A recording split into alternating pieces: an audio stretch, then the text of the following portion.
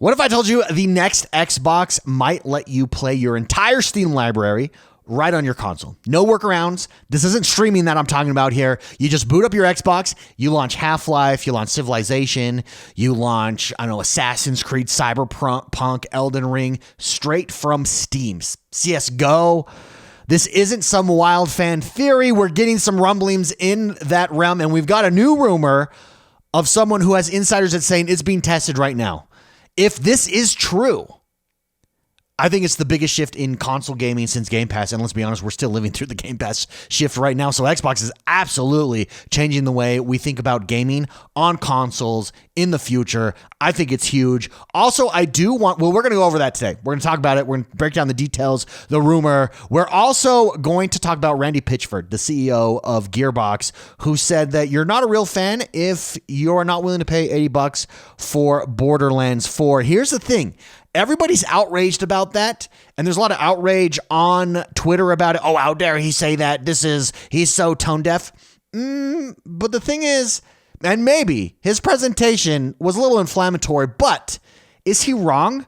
I don't think he is. We're going to go over that as well. Before we do, don't forget to hit that like button and subscribe to this channel. We drop videos like this all the time right here. We even have a daily live stream that happens right here on this channel. So like, subscribe, share this with your friends, and let's jump into it. So this is over at thegamer.com.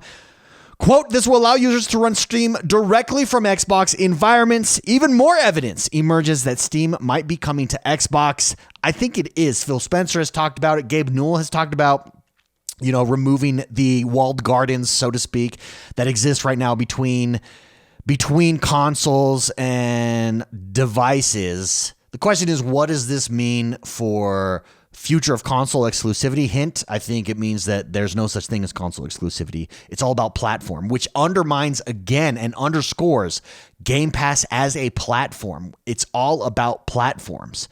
How will this shift affect the competitive landscape between Xbox and PlayStation? It depends. It depends what Xbox or PlayStation does. I think that platform ball is starting to roll, known as Game Pass, and it's going to be hard to stop. PlayStation has even announced in their last earnings calls that they're no longer concerned about consoles. They're concerned about monthly active users. You know who said that? Xbox. You know when they said it? A while ago. They've been ahead of the game every step of the way. And if they're not careful, if PlayStation's not careful, that boulder that's rolling down the mountain is going to run them over. Honestly, that's how I'm thinking about it. Let's jump into the news story, though. Here is thegamer.com. It's been rumored for a while now that Steam will be supported on the next-gen Xbox, which will reportedly be more of a PC than a traditional console. Microsoft even included a Steam tab in its mock-up UI for a blog post about opening 1 billion doors, which it swiftly changed as soon as it came out. Remember that? They dropped it. It was there in the artwork, and they swapped it out, confirming that it's at least considering the idea. With the Series XS generation coming to a close, the rumors continue to persist as insider Ecstasis claims that Microsoft has begun testing Steam integration for the Microsoft Store. In their latest podcast, they explained how this will, quote, allow users to run Steam more smoothly and directly from Windows environments and in the future, Xbox environments. Here's the thing. We know that we're getting a handheld console. We know that handheld console will be able to play PC games as well as Xbox games. In other words, your ultimate Game Pass PC. In the future, I don't think we have a breakdown of Game Pass. I think the ultimate Game Pass or Game Pass for a PC goes away because I think it becomes one subscription that plays across all of your devices. I think that's the end, this unified platform that Xbox is trying to go for. And so it makes sense under that with a gaming handheld on the way, with a next-gen console on the way, with Game Pass as a platform being their focus, this consistent UI, the ability to play all of your games across platforms consistently is that Xbox Play Anywhere is the future. And so this does make sense that this would be something that would come if you can play your Game Pass PC games on a handheld. Why would you on a console? Why not Steam? And it makes a lot of sense. Also, wouldn't Xbox technically get platform fees for games sold on Steam? So would they sell Steam games to you? Would there be a Steam storefront, or would it just be your Steam library? It would, in my mind, it would have to be a Steam storefront, and then Xbox profits from that as well. So it's going to be interesting to see how that all falls out. But let's continue here. While some believe this will work like other storefronts, such as EGS, merely implementing Steam as an app to download, others have taken it to mean that your Xbox and Steam libraries will be playable from one place, which lines up with what The Verge reported earlier this year. Sources, quote, familiar with Microsoft's plans, unquote, allegedly claimed that the billion-dollar tech conglomerate wants to make every game installed on your PC visible via the Xbox app, simplifying the user experience without the need for third-party tools. It makes sense. It needs to be seamless. Also, what it needs to do on the console, which I think is probably a little trickier, is it needs to have the ease of access that a console has. So while on my PC, I can go in and configure anything that I want to. I can bump up frame rates if I want to. I can turn them down. On the console, you should just be able to fire up whatever game, even if it's a PC title, and it be playable. How does that happen? That's a question mark in my mind as well. But if they could pull it off, I think it's absolutely huge. With next gen in mind, that means decades of backwards compatible games and possibly even PlayStation exclusives listed right alongside your Xbox and Game Pass libraries. A lot of people are asking the question, does PlayStation remove that ability? Because why would PlayStation games be available on Xbox, you might ask? Well, because they're available on Steam. So if they're available on Steam, do they become available on Xbox? The answer would be yes as of right now. What does PlayStation do, if anything, to disallow that? It's going to be interesting. Again, we're living through a shift in gaming. We're living through a shift in console gaming. That's very exciting to be a part of. The next generation of Xbox is going to be more like a PC. Everything is going to be developed around PC environments, Xstasis said. Those logically need Steam integration, and you'll have that in your Microsoft Store when you turn on your next generation Xbox console.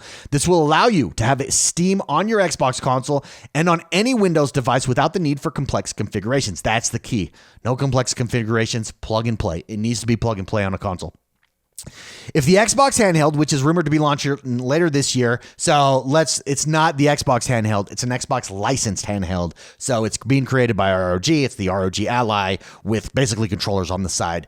But they are making a handheld, a first party handheld, coming rumored to be 2027. But here's what the gamer has to say. If the Xbox Handheld, which is rumored to be launched later this year, also runs on Windows, that would mean your Steam and Xbox libraries would be playable on the go, making the transition between PC handheld console seamless. That certainly fits the company's play anywhere mantra. So, if the rumors are to be believed, the next Xbox would mark a generational shift in the console market, leveraging decades of industry experience to marry console with PC into a more streamlined package. Time will tell if the rumors pan out, but it's an exciting alternative to the Dreamcast worries that have pervaded the console giant since the Xbox One. I think it is all lining up. I think if you're paying attention to what Xbox is doing, you can see this from a mile away. This is what they want to do. Will they be successful? I think is the question. It's not whether or not they're trying to do it or whether or not it will be done. It's whether or not it will be successful that is the debate. It's not whether or not Game Pass is their priority or whether or not it's the new platform. Game Pass is Xbox, Xbox is Game Pass. It's the only question at this point is whether or not it'd be successful. I think on both of those fronts, the answer is going to be yes. But again, time will tell. A question that I wrote down here is, would access to Steam's library influence your decision to purchase the next gen Xbox? There's a lot of question marks there. Honestly, we don't know enough about the next gen Xbox, but let's pretend all things being equal. Yeah, it does.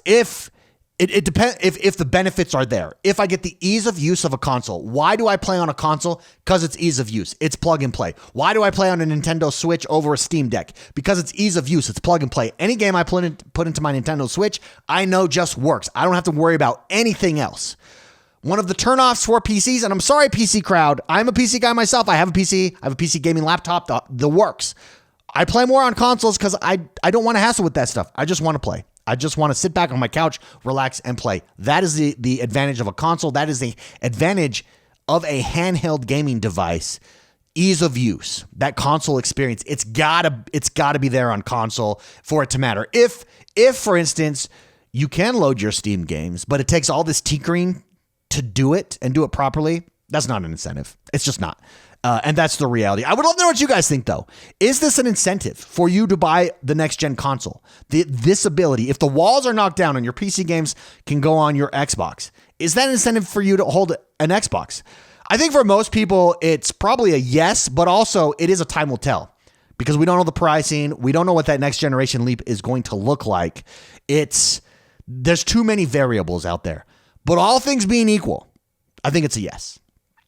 Anyways, let me know in the comments below. Let me know if I'm overstating this too. Let me know if you think this strategy won't work as well. Let me know in the comments below. Let's jump to something a little more controversial. Here is Randy Pitchford. Here's what he tweeted in response to someone on Twitter. He said, this person on Twitter said, hey, please don't make this game $80. Do everything you can to not make Borderlands 4 $80. I don't want to pay that much for Borderlands 4. Here's what, excuse me, Randy Pitchford, the CEO of Gearbox says.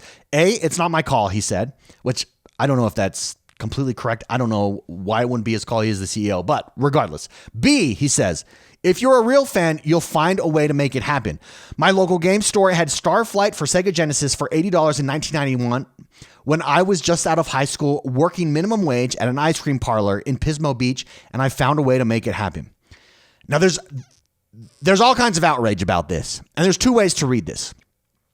You can read this as, if you're a real fan, you make it happen. I don't think that's what he's saying. I think he's having an honest look. Real fans of the game will pay $80. And I think this is a nothing burger. I think if you go on social media, we don't even need to go over it. Everybody is hammering him. And so I did a tweet here about this, and I just disagree. I think it's a nothing burger. I actually think he's correct. Yeah, that's right. I think he's correct. Here's what I said. The Gearbox CEO said real fans would pay $80 for Borderlands 4. Now social media is pretending that's a scandal. It's not. Number one, he's not wrong. I would pay $80 for a new Red Dead Redemption over plenty of $70 titles. That's how fandom works. You value what matters to you. Number two, $80 isn't a shock anymore. This is the direction the entire industry is heading. He's not inventing it. He's just being honest about it. Borderlands 4 isn't for everybody. That's fine. But the people pretending price is the scandal, they were never going to buy it anyways. And no, I'm not defending $80 games. I'm calling out fake outrage dressed up as moral panic. If the price bothers you, skip it. But don't act like this is new. Now, in fairness, I think a lot of people are not reading the price. They're reading the tone in the response. And I don't read the tone that way. I read it as, for instance, if he stopped his sentence after, if you're a real fan, you'll find a way to make it happen. He didn't, though. He said, look, I really wanted this thing when I was a kid. So I saved up, I got a part-time job. I went and I found a way to make it happen. He's not wrong. Fans, you know how expensive it is to go to the NCAA national title game. I will go to an NCAA national title game if my USC Trojans make it. Despite the cost, I will make it happen because I'm a fan. That's it. Red Dead Redemption. It's my favorite series of all time. If Red Dead Redemption 3 came out tomorrow at $80, yeah, no problem. Here you go. I would buy it. Now, I'm not a Borderlands 4 guy. I enjoy Borderlands, but it's not my favorite game in the world. So I'm not going to pay. But there's lots of games that exist for, and there's lots of other games that I would. NCAA, football, another game that I know I'm getting gypped buying it every year with minimal upgrades. But I'm a fan. I'm just a fan. And I would pay for it. And that's all I'm saying. This is a reality, and I just think social media wants to get on their high horse constantly. The media bros, we'll call them the social media bros, and try to make this something that it's not. I don't think this is a big deal. Let me know, though. I'm sure some of you disagree with me on this. Again, I'm not defending $80 games. Yeah, I think it sucks that games are going up in price. But also, if Red Dead Redemption 3 were to drop today at $100, I would buy it because I'm a fan. That's how it works. And that's all he's saying here. It's the reality of the industry that this is the price of games and gaming going forward, particularly AAA games. So it is what it is. Let me know if you agree with me, first of all. And you should, because I'm right. Number two, if you don't, though, let me know. What am I missing here? Am I missing something? Again, I address pricing here. In fairness, I think some people are responding to the tone. I don't read it that way, though.